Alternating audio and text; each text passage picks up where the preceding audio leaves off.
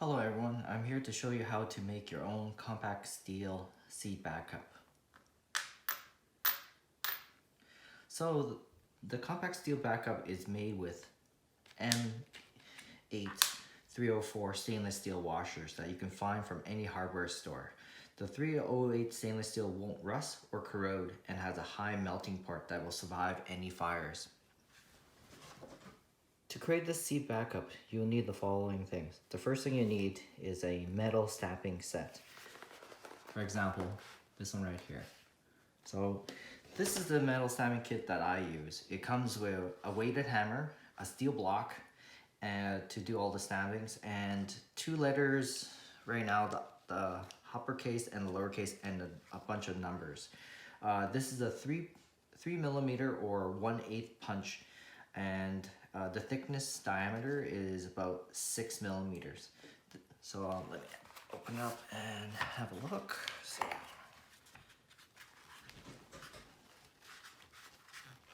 hard to take out. There we go.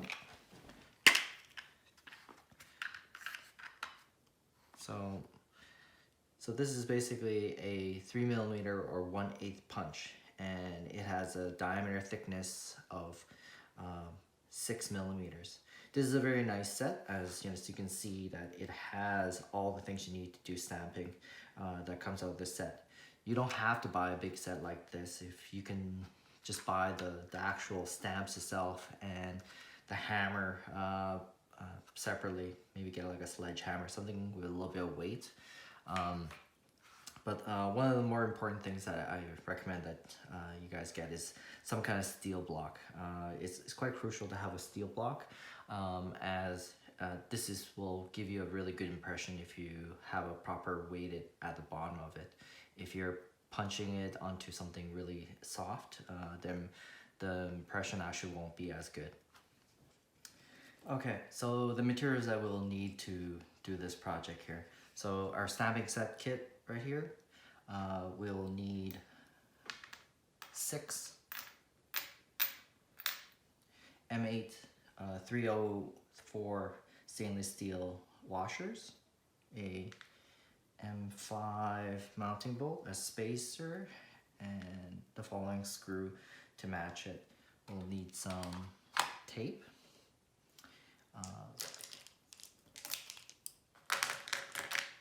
some ultra fine Sharpie markers, and a Phillips screwdriver. And last, we'll need a jig for the stamping. So there are many washers out there, but the M8 24 washer fit my design the best. There was enough room to basically fit the letters and the numbers that are needed. The 304 stainless steel won't rust or corrode and has a high melting point to survive any fire. It is 2mm thick, so it's enough for stamping on both sides. If you use a thinner washer, you'll see the stamping from the other side. I wanted this design to be as slim as possible, so I choose the M5 binding bolt and screws to basically make it as slim as possible. As you can see, it's quite thin, right?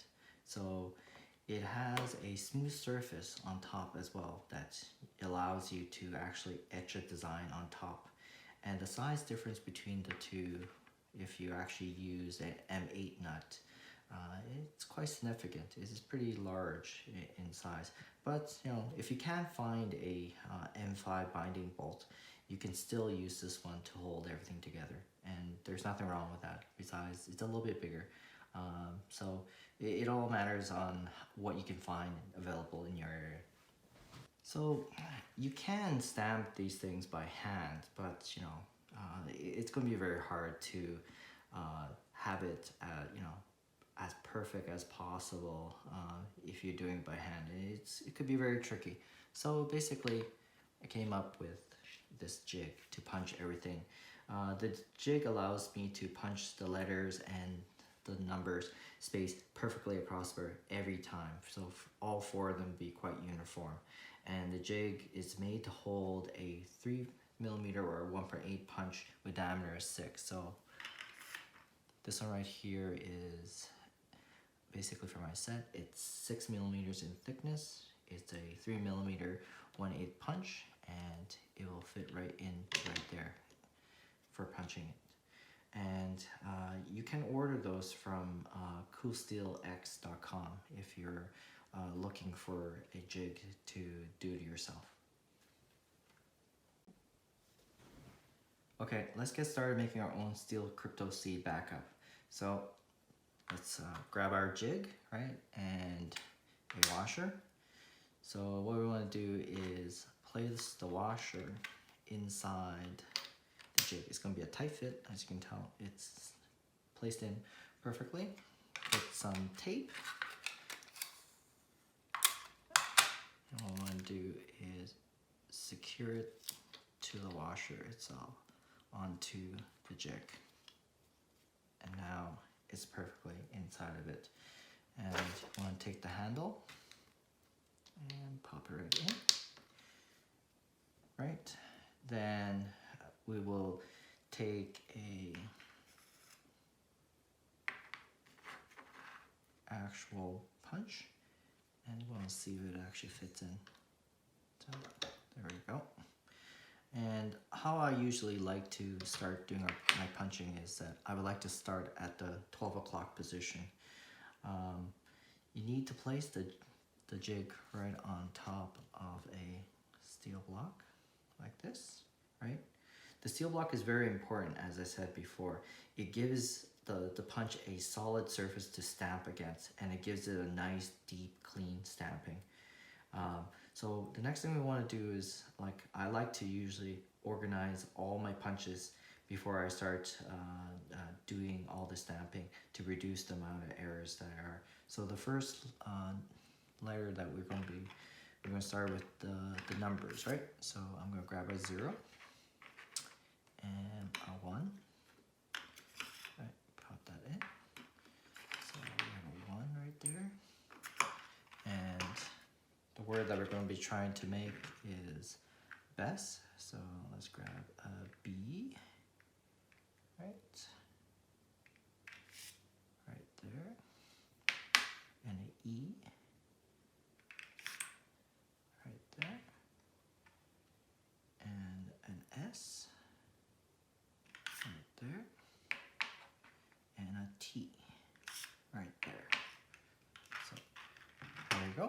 So I have all the numbers and the letters all organized and ready to go. So okay, so we want to take the punch and place the punch into the jig itself, so on that location.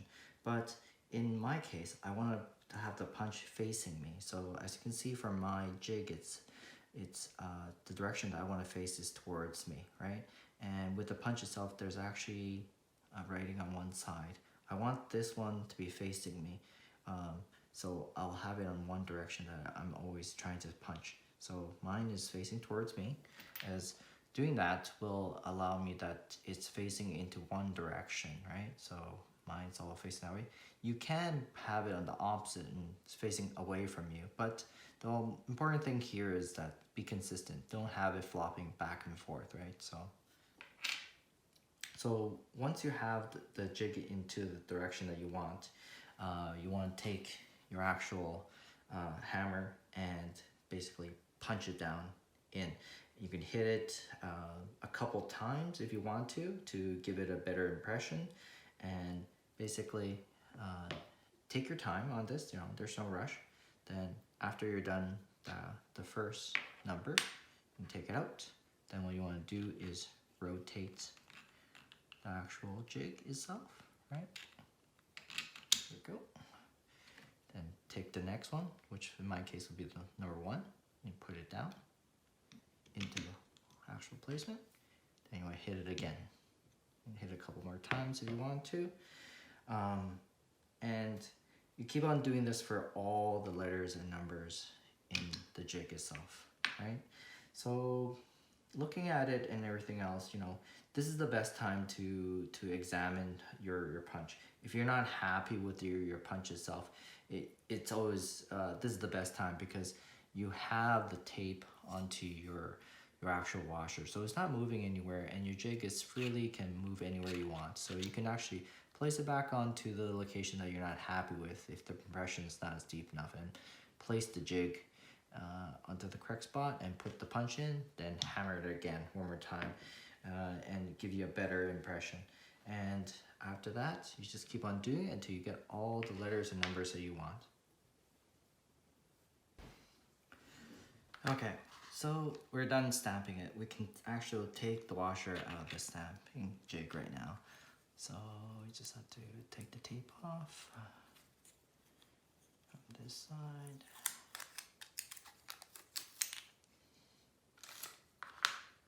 And here we go. So here is the actual washer that we just stamped, right? So some people like the stamp look itself. You can stop here and just, you know, assemble your actual ColdSteel kit, and you're all done.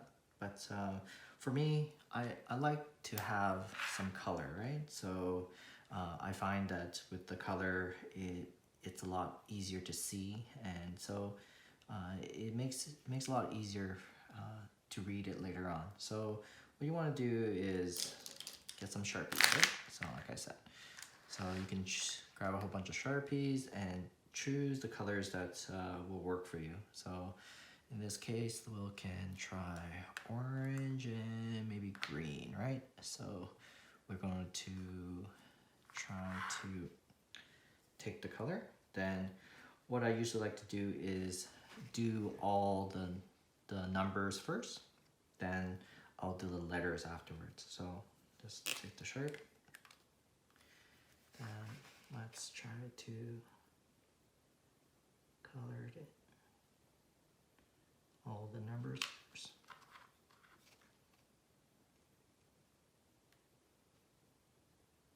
So take your time. Since it's stamped in, it's pretty easy to follow the grooves of the stamp. Okay. I think that looks pretty good. And now I'm going to do the letters.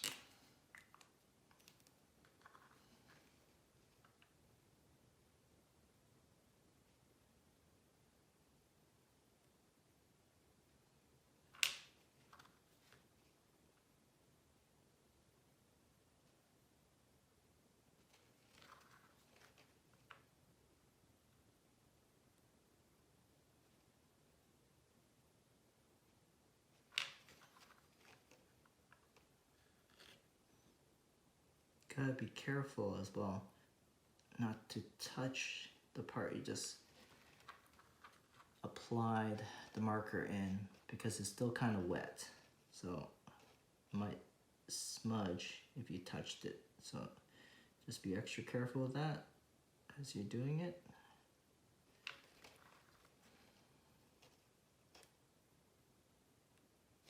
And there we go. So it wasn't so bad, right? So if you do make a mistake, you can actually take a Q-tip and just take some rubbing alcohol, nail polish, or acetone, and just wipe it, because it hasn't fully dried yet. So you can actually wipe it off and do it again. So basically, what you're gonna do after that is just leave it for about 10 minutes to let it dry. And once everything's dry, we can start assembling things. So here we are. Here's our 4 washers, our binding bolt screws, our spacer, and we need 2 washers, the front and the back, to hide our actual crypto words, right? So you can just take 2 blank ones, like front and back. What I like is to actually, I created a custom front. So it's actually etched and polished right into it. And you guys can, if you guys are interested in this, I can make a following up video to show you guys how to actually do this. So please let me know in the comments if you guys are interested, and I can make another video for that. So place the actual spacer into the binding bolt. So I'm gonna put it there, push it down and inside of it. Then now we can organize our actual, so we want to take the front, put it right on top, followed by all actual, you want to flip this one in upside down, put the actual washers in. You can see right now it's all nice and flush. Then turn it over and put the screw right on top. Take our Phillips screwdriver, and I find that these are a little bit tricky, so it might not line up exactly. So the secret to getting these things in properly is to do a counter rotation first to line it up, then rotate. Then, as you can see, it's nice and tight, and we're all set. And let's try to line up a bit. So there we go.